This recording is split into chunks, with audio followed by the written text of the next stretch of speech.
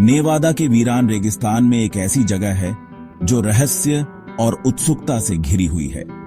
एक ऐसी जगह जिसने साजिश के सिद्धांतकारों और सच्चाई की तलाश करने वालों की कल्पनाओं को समान रूप से मोहित किया है। एरिया 51। दशकों से इसका नाम ही रहस्य का पर्याय बन गया है। धीमी आवाज में फुसफुसाया जाता है और विज्ञान कथा के दायरे में आता है। लेकिन इस रहस्यमय सैन्य अड्डे की भारी सुरक्षा वाली सीमा के भीतर वास्तव में क्या हो रहा है?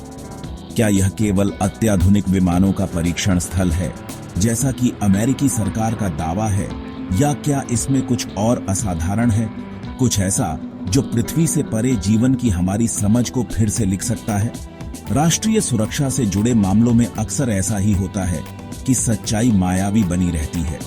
फिर भी अवर्गीकृत दस्तावेजों, प्रत्यक्षदर्शी खातों और सरकारी अधिकारियों द्वारा कभी कभार अनिच्छा से स्वीकार किए गए बयानों को एक साथ जोड़कर हम एरिया 51 के आसपास के रहस्य की परतों को वापस छीलना शुरू कर सकते हैं।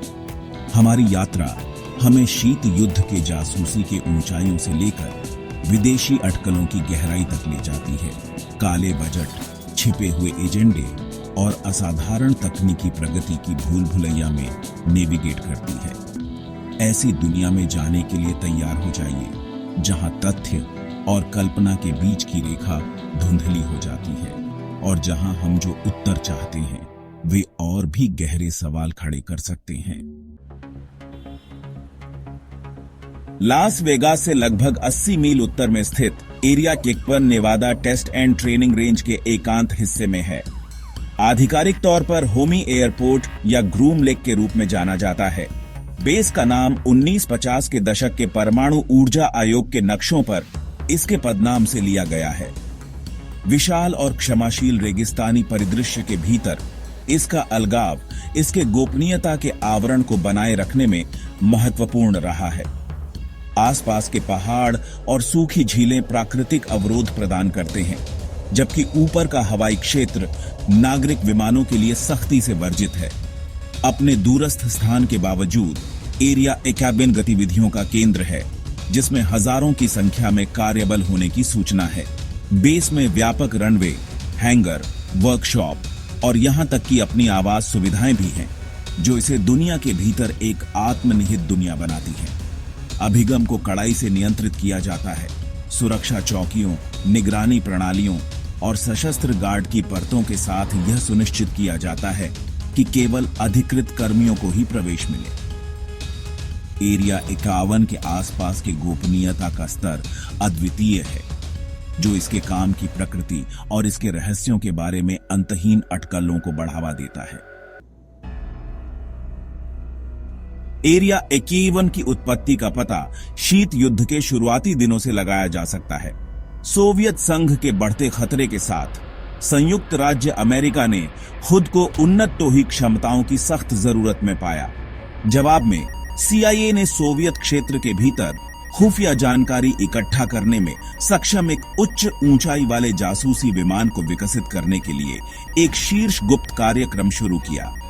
इस प्रकार U-2 जासूसी विमान का जन्म हुआ। राष्ट्रपति आइजनहावर के नेतृत्व में CIA ने इस गुप्त परियोजना के लिए ग्रूम लेक को स्थान के रूप में चुना। इसका दूरस्थ स्थान और अनुकूल मौसम की स्थिति ने इसे U-2 के लिए एक आदर्श परीक्षण स्थल बना दिया, जिसके लिए उच्च ऊंचाई वाली उड़ानों के लिए लंबे रनवे और साफ आसमान की आवश्यकता होती थी। 1955 में बेस का निर्माण शुरू हुआ, जो गोपनीयता में डूबा हुआ था और लोगों की नजरों से छिपा हुआ था।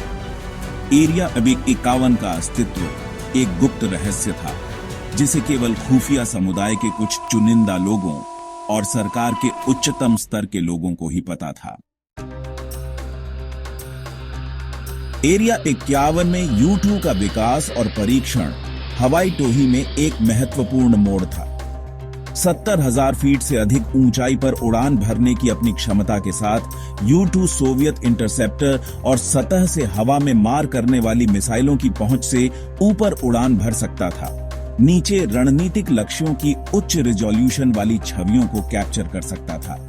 U2 द्वारा एकत्र की गई खुफिया जानकारी शीत युद्ध के दौरान अमूल्य साबित हुई, जिससे सोवियत सैन्य क्षमताओं और इरादों में महत्वपूर्ण अंतर्दृष्टि मिली। हालांकि U2 की सफलता अल्पकालिक थी। 1960 में फ्रांसिस गैरी पॉवर्स द्वारा संचालित एक U2 को सोवियत क्षेत्र में मार गिराया गया था, जिससे गुप्तटोही कार्यक्रम दुनिया के सामने आ गया और शीत युद्ध के तनाव बढ़ गए।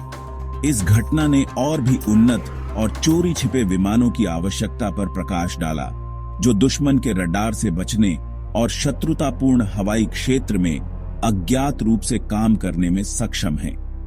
एरिया 51 एक बार फिर विमानन प्रौद्योगिकी की सीमाओं को आगे बढ़ाने का मंच बन गया। भाग 5, अलौकिक फुसफुसाते हुए रॉसवेल और यूएफओ घटना।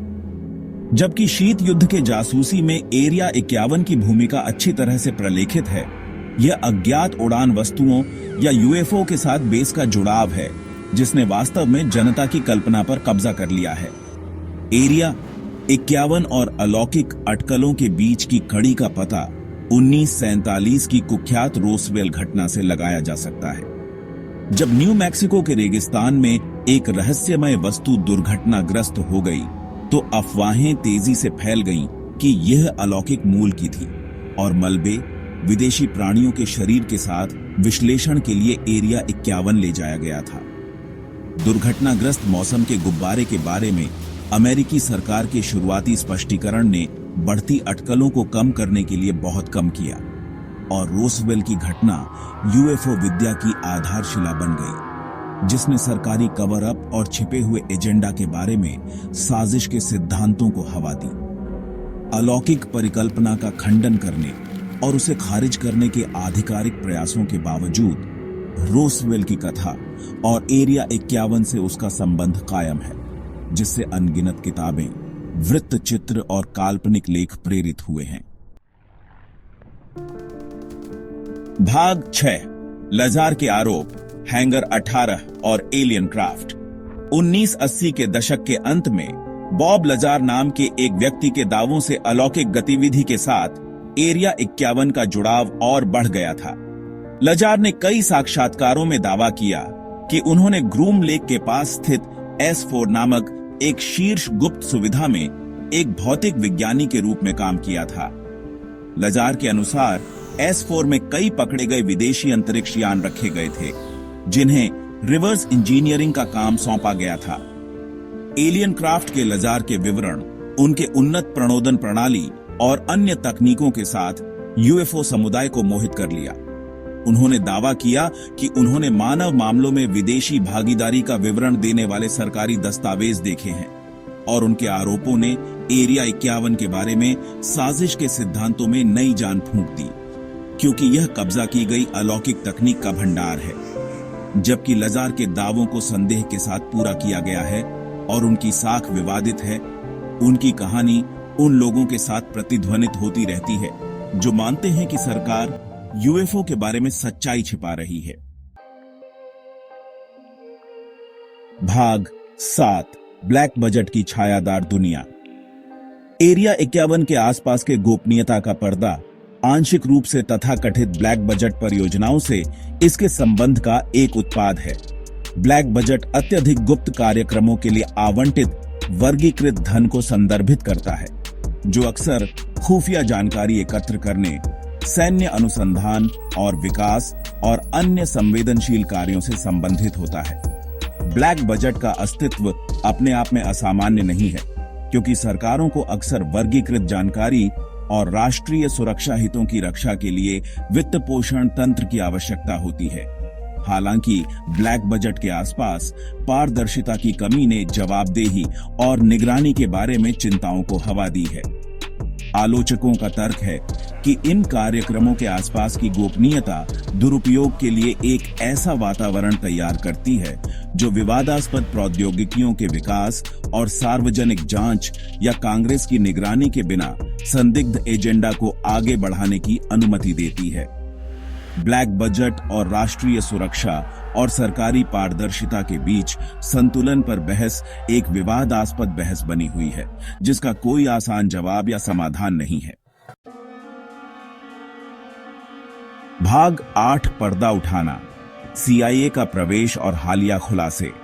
2013 में एक महत्वपूर्ण विकास में CIA ने पहली बार आधिकारिक तौर पर एरिया 51 के अस्तित्व को स्वीकार किया।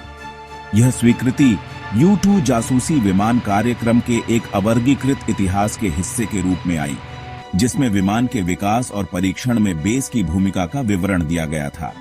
हालांकि दस्तावेज ने किसी भी अलौकिक संबंध की पुष्टि या खंडन नहीं किया, लेकिन इसने आधिकारिक तौर पर लंबे समय से संदेह की पुष्टि की।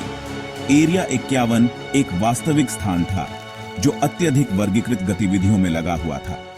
हाल के वर्षों में एरिया 51 से संबंधित अवर्गीकृत दस्तावेजों और सूचनाओं की एक क्रमिक चाल रही है, जो इसकी कुछ पिछली गतिविधियों पर प्रकाश डालती है।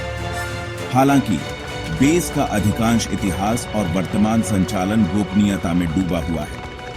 CIA की स्वीकृति, जबकि पारदर्शिता की दिशा में एक महत्वपूर्ण कदम है, ने एरिया 51 के साथ जनता के आकर्षण को कम करने या विदेशी मुठभेड़ों और रिवर्स इंजीनियर अंतरिक्ष यान की फुसफुसाहट को शांत करने के लिए बहुत कम किया है। भाग 9, एरिया 51, आज सुस्त रहस्य और अटकलों का भविष्य। आज एरिया 51 एक सक्रिय सैन्य प्रतिष्ठान बना हुआ है। इसका उद्देश्य और गतिविधियां एक गुप्त रहस्य हैं। जबकि शीत युद्ध समाप्त हो सकता है, उन्नत टोही और खुफिया जानकारी एकत्र करने की आवश्यकता कम नहीं हुई है। यह संभावना है कि बेस चोरी छिपे विमानों से लेकर उन्नत ड्रोन सिस्टम तक अत्याधुनिक तकनीकों को विकसित करने और परीक्षण करने में महत्वपूर्ण भूमिका निभाता रहेगा। हालांकि इसके काम की असली प्रकृति केवल कुछ चुनिंदा लोगों को ही पता है। एरिया 51 का आकर्षण अपने स्थायी रहस्यों और अज्ञात के तांत्रिक संकेतों के साथ लुप्त होने के कोई संकेत नहीं दिखाता है। चाहे उसके पास अलौकिक जीवन के रहस्यों को खोलने की कुंजी हो या बस अगली पीढ़ी की सैन्य तकनीक के लिए परीक्षण मैदान के रूप में काम करे, एक बात निश्चित है, एरिया 51 सच्चाई चाहने वालों, साजिश सिद्धांतकारों और किसी की भी कल्पना को मोहित करता रहेगा जिसने कभी सितारों को देखा है और सोचा है कि क्या हम वास्तव में ब्रह्मांड में अकेले हैं। सच्चाई, जैसा कि वे कहते हैं, वही है। हालांकि हम इसे एरिया 51 की सीमा के भीतर कभी पाएंगे या नहीं, यह देखा जाना बाकी है।